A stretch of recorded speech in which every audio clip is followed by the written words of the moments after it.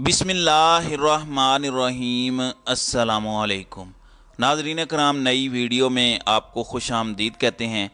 कौमी सलामती कमेटी के इजलास और जस्टिस अतर मिनल्ला के 25 सफ़हात पर मुश्तमिल नोट के बाद हालात में तूफ़ानी तब्दीली आई है। एक जानिब तो chief justice of Pakistan justice Umar Ata Bandial से इस्तीफ़ा तलब कर लिया गया है, लेकिन वहीं दूसरी जानिब किस तरह से जस्टिस अतर मिनल्ला का 25 सफ़हात का नोट दर हकीकत वापस अब चीफ जस्टिस के मुखालिफिन के गले पड़ने वाला है, ये बड़ी इंटरेस्टिंग डेवलपमेंट्स हैं। जबकि इस वक्त सुप्रीम कोर्ट के अंदर क्या हालात हैं, कितने जजेस इस वक्त चीफ जस्टिस के साथ खड़े हैं, इस हवाले से इमरान रियाज ने भी एक बहुत बड़ा दावा किया है। वो क्लेम भी आपके सामने रखना है और इस हवाले से हमारे रेगुलर व्यूअर्स को पता भी होगा कि हम लगातार जो नंबर गेम है वो भी रखते आ रहे हैं ताकि चीज़ें क्लियर हो जाएं। अब आपके सामने है इस वक्त जिस तरह के मामलात बने हुए हैं, जिस तरह की सूरत हाल बन चुकी है और जिस तरीके से जिस तर्ज के इस वक्त मुकदमात बनाए जा रहे हैं। लेकिन यहाँ पर आप दिलचस्प मामला देखें कि 3 जज साहबान ऑलरेडी अपना नोट जारी कर चुके थे और वो तमाम तर सहाफ़ी जो सुप्रीम कोर्ट के अंदर कवरेज करते हैं और जो चीफ जस्टिस काजी फ़ायज़ ईसा के बहुत करीब समझे जाते हैं या फिर जिनके नाम नेहाद आइन की बालादस्ती के सपोर्टर्स होने का जो एक चेहरे पर नकाब था वो उतर चुका है कि ये सारे के सारे कॉम्प्रोमाइज्ड डेमोक्रेटिक थे, चाहे वो सियासतदान हों या जो हमेशा से आइन की बालादस्ती का राग अलापते थे। और ये जो कुछ नाम निहाद सहाफ़ी थे जो अब कॉन्स्टिट्यूशनल वायलेशन को सपोर्ट कर रहे हैं, वो इससे पहले भी खबर दे चुके हैं कि जस्टिस अतर मिनल्ला एक नोट लिख रहे हैं। वो नोट जब आएगा तो पूरी की पूरी सूरत हाल तब्दील हो जाएगी। नोट जब आएगा तो लग पता जाएगा। और इसके अंदर जस्टिस अतर मिनल्ला ने कहा कि ये 4-3 का फैसला है। अलबत्ता जस्टिस अतर मिनल्ला का अपने सिग्नेचर वाला एक लेटर है, वो लेटर किस तरह से इनके अपने दावे की नफ़ी करता है वो भी मैं आपके सामने रख देता हूँ। लेकिन इस वक्त दिलचस्प मामला देखें कि इंतखाबात के आज खुद नोटिस केस में कुछ चीज़ें हुई। जस्टिस जमाल मदोखेल ने एक इख्तलाफी नोट लिखा और उस इख्तलाफी नोट का हवाला फारूक एच नाइक देते हैं और उस वक्त सभी हैरान भी हुए कि अभी तो फैसला ही नहीं आया, ये नोट फारूक एच नाइक के पास कैसे पहुंचा। फिर जस्टिस याहिया अफरीदी के इख्तलाफी नोट का हवाला जस्टिस मंसूर देते हैं। फिर जस्टिस मंसूर इसका हवाला और अपना तफसीली फैसला देते हैं।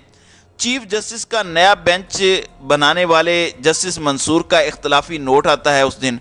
और आज कौमी सलामती के इजलास वाले दिन जस्टिस अतर मिनल्ला का एक नोट आ जाता है जब एलामिया जारी करने पर काम हो रहा होता है। और जब एलामिया को तैयार किया जा रहा होता है एन उसी वक्त जस्टिस अतर मिनल्ला का नोट आ जाता है। अच्छा, मैं आपको ये बता दूं कि जस्टिस अतर मिनल्ला के इख्तलाफी नोट की तफसील जारी होने पर खुशियां मनाने वाले इस वक्त बेशर्मी की इंतहा को पहुंचे हुए थे। वो किस तरह से, क्योंकि आइन के मुताबिक इलेक्शन टाइम पर करवाने हैं, इससे भागने का सहारा लिया जा रहा है। 4-3 का जो सहारा है, बुनियादी हुकूक का कत्ल करके सियासत करने वाले एक दिन खुद पछताएंगे, ये चीज़ कन्फर्म है। क्योंकि इस वक्त आइन के साथ तो खिलवाड़ हो रहा है और इस सारे मामले में आप ये देखें कि जो सूरत हाल बन चुकी है, इवन जस्टिस अतर मिनल्ला ने कहा कि सियासतदान अपने मामलात लेके आते हैं, उनकी नीयत देखनी होती है। ये जो सुप्रीम कोर्ट के अंदर मामला लाएं, इमरान खान के बंदे पहले सुप्रीम कोर्ट आए और कहते कि हमारे इस्तीफे मंजूर नहीं हो रहे, फिर बाद में वो कहते हैं कि इस्तीफे मंजूर क्यों हो गए हैं, ये हमें यूज़ कर रहे हैं। एंड पर हार अदालत जाती है। इमरान खान के खिलाफ अदम एतमाद पर आज खुद नोटिस लेना भी गलत था। यानी जो पिछले अप्रैल में इमरान खान के खिलाफ तहरीक अदम एतमाद हुई, जिस आज खुद नोटिस के नतीजे में यह हुकूमत मार्ज वजूद में आई, उस पर भी जस्टिस अतर मिनल्ला ने कहा कि वो आज खुद नोटिस भी गलत था। बिल्कुल ठीक बात है, उसूली बात है। लेकिन यहाँ पर जस्टिस साहब ने यह नहीं बताया कि अदम एतमाद के दौरान उस रात को जब ये चीफ जस्टिस से इस्लामाबाद हाई कोर्ट के, इन्होंने भी रात को अदालत खोली थी और इस पर इन्होंने नहीं बताया कि वो ठीक था या गलत था। اور عدالت کو سیاسی معاملات میں مداخلت نہیں کرنی چاہیے، یہ جسٹس اطہر من اللہ نے کہا ہے۔ جبکہ 9 اپریل 2022 کو رات کو 12 بجے عدالت میں یہ خود کیا کرنے آئے تھے؟ اور ظاہری بات ہے کہ جو معاملات تھے کہ ایک درخواست پہلے ہی تیار تھی کہ وزیر اعظم عمران خان نے آرمی چیف جنرل باجوہ کو عہدے سے ہٹا دیا ہے، عمران خان کے اس نوٹیفیکیشن کو کل عدم قرار دیا جائے۔ رات کو 12 بجے عدالت بالکل بیٹھی رہی، اور جب تک عمران خان ڈائری لے کر وزیر اعظم آفس سے نہیں نکلے عدالت لگی رہی، سٹینڈ بائی رہی۔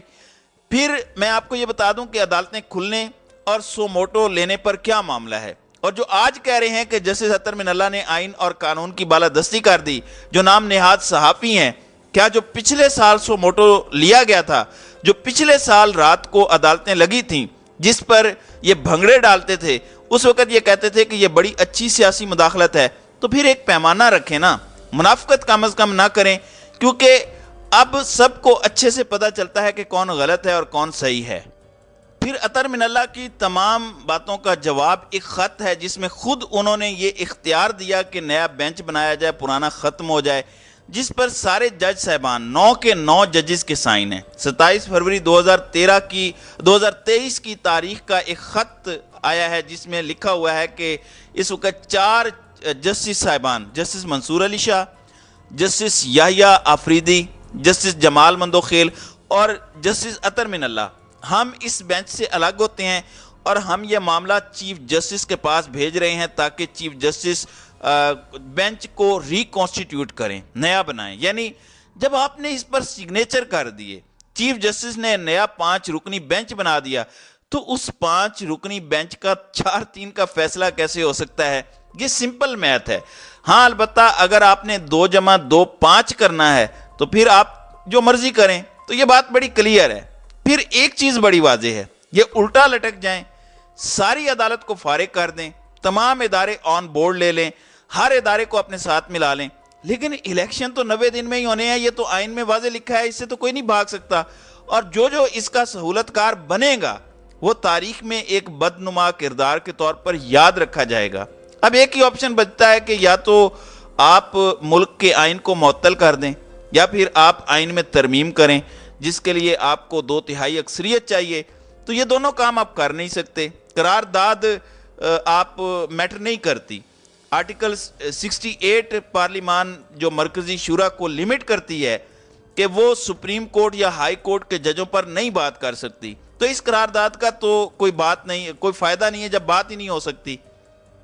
اب یہاں پر میں آپ کو بتا دوں کہ مریم نواز شریف نے ایک گیم کی ہے، یہ چیف آرگنائزر ہے مسلم لیگ نون کی، انہوں نے چیف جسٹس آف پاکستان سے استعفے کا مطالبہ کر دیا ہے اور کہا ہے کہ اختیارات کے غلط استعمال نے سپریم کورٹ میں بغاوت جیسی صورتحال کو جنم دیا ہے۔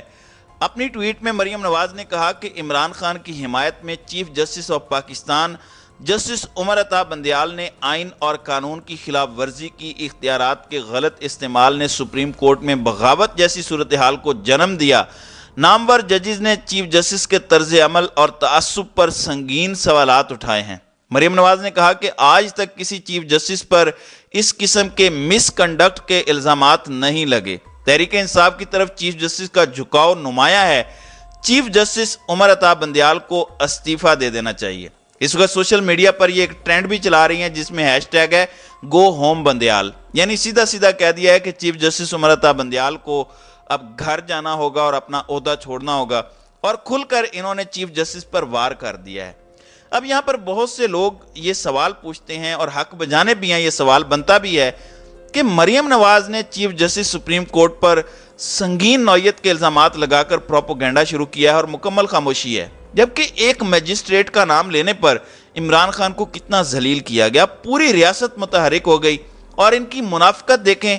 پارلیمنٹ کہتی ہے کہ ہم نے سپریم کورٹ کا فیصلہ نہیں ماننا، حکومت کہتی ہے ہم نے اس پر عمل درآمد نہیں کرنا، دوسری جانب ایک جج کے وارنٹ جس کے اندر صرف انہوں نے انشور کرنا تھا کہ وہ بندہ عدالت میں آ جائے گا، اس وقت انہیں عدالتی احکامات کی بجا آوری اتنی ضروری تھی کہ انہوں نے زمان پارک میں خون کی ہولی کھیلنا شروع کر دی، زمان پارک میں انہوں نے آپریشن کیا، ریلی پر حملہ کیا، کیا کچھ نہیں کیا۔ تو یہ ان کی منافقت ہے جو جگہ جگہ ظاہر ہوتی ہے۔ تو ناظرین اکرام، آپ کی اس ویڈیو کے حوالے سے کیا رائے ہے؟ آپ اپنی رائے کا اظہار کامنٹ سیکشن میں ضرور کیجیے گا۔